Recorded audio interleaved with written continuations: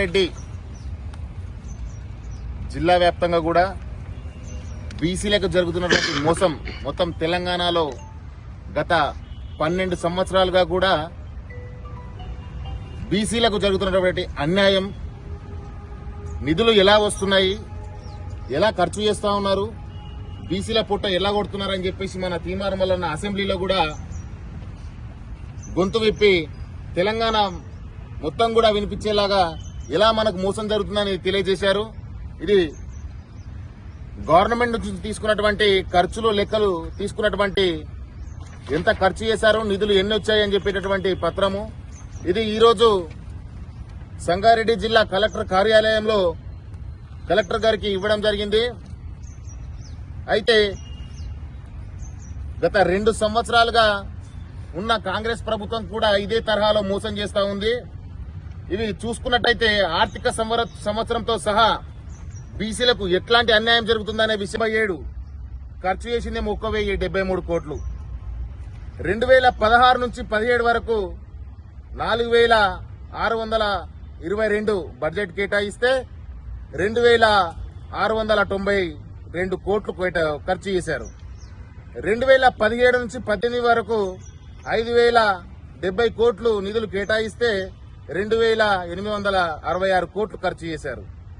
2018 నుంచి 19 వరకు 5,764 కోట్లు నిధులు కేటాయిస్తే 3,544 కోట్లు ఖర్చు చేశారు. 2020-21లో 4,429 కోట్లు బడ్జెట్ కేటాయిస్తే దీంట్లో 2,900 కోట్లు ఖర్చు చేశారు. అంటే ఈ మిగులు ఎక్కడికైతే వెళ్తుందో ఈ మిగులు ఖర్చు కూడా మీకు తెలియజేస్తాను. మిగులు ఖర్చు 2014-15లో 3,321 కోట్లు మిగిల్చారనమాట ఈ ప్రభుత్వం. గత ప్రభుత్వాలు ఇవన్నీ చూసుకుంటే 2014 నుంచి 2021 వరకు. అదేవిధంగా 2015-16లో 3,823 కోట్లు మిగులు. 2016-17లో 1,930 కోట్లు. 2017-18లో 2,204 కోట్లు. 2018-19లో 2,220 కోట్లు. 2020-21లో 1,448 కోట్లు. అంటే ఈ మిగులు మొత్తం ఏదైతే బీసీ వర్గానికి దక్కాల్సిన ఏదైతే ఉందో బీసీ వర్గానికి దక్కాల్సిన ఏదైతే నిధులు నియామకాలు ఉన్నాయో వీటన్నిటిని కూడా రాష్ట్ర ప్రభుత్వం మళ్లించి ఇది వేరే తరహాలో ఈ మిగులు ఖర్చు ఎక్కడికి పోతుందని సమాధానం మాకు చెప్పాలి. ఇది మా డిమాండ్. ఈ బీసీల కడుపుల నుంచి పొట్టలో పోయేటటువంటి అన్నాన్ని కూడా మీరు లాక్కొని తింటా ఉంటే మేము బీసీ వర్గం మొత్తం కూడా తెలంగాణ వ్యాప్తంగా కూడా మేము ఏం చేయాలి? మా పోరాటము, మా డిమాండ్, రేపటి ఉద్యమము, మా తెలంగాణ రాజ్యాధికార పార్టీ ప్రతి ఒక్క పౌరునికి అందాల్సినటువంటి ఏదైతే నిధులు ఏదైతే వస్తున్నాయో ప్రతి పౌరునికి చేరే విధంగా కూడా కృషి చేస్తూ ఉంటది. ఖచ్చితంగా దీనికి మేము ఉద్యమం చేస్తాం. దీనికి తెలంగాణ రాజ్యాధికార పార్టీ నాయకుడు తీన్మార్ మల్లన్న అధ్యక్షుడు దీన్ని ప్రతి మండలం వారీగా ప్రతి ఎంఆర్ఓకి ప్రతి నియోజకవర్గంలో ఉన్నటువంటి ఆర్డీఓకి అదేవిధంగా మున్సిపల్ కార్పొరేషన్ లో ఉన్నటువంటి ప్రతి ఒక్క వ్యక్తికి కూడా మేము ఈ పత్రాన్ని అందజేస్తా ఉన్నాము.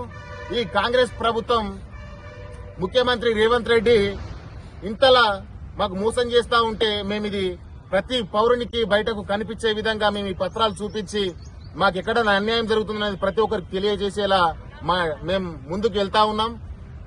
రాబోయే రోజుల్లో తెలంగాణ రాజ్యాధికార పార్టీ ఖచ్చితంగా వస్తా ఉంది. ఇలాంటి అక్రమాలకు తావు లేకుండా మా అధినేత తీన్మార్ మల్లన్న ప్రతి ఒక్క పౌరునికి న్యాయం జరిగేలా చేస్తానని మాట ఇచ్చాడు. ప్రతి ఒక్క విషయాన్ని కూడా బయటకు తీసి ఈ ప్రజలకు జరుగుతున్నటువంటి మోసాన్ని బయట పెడతా ఉన్నాడు.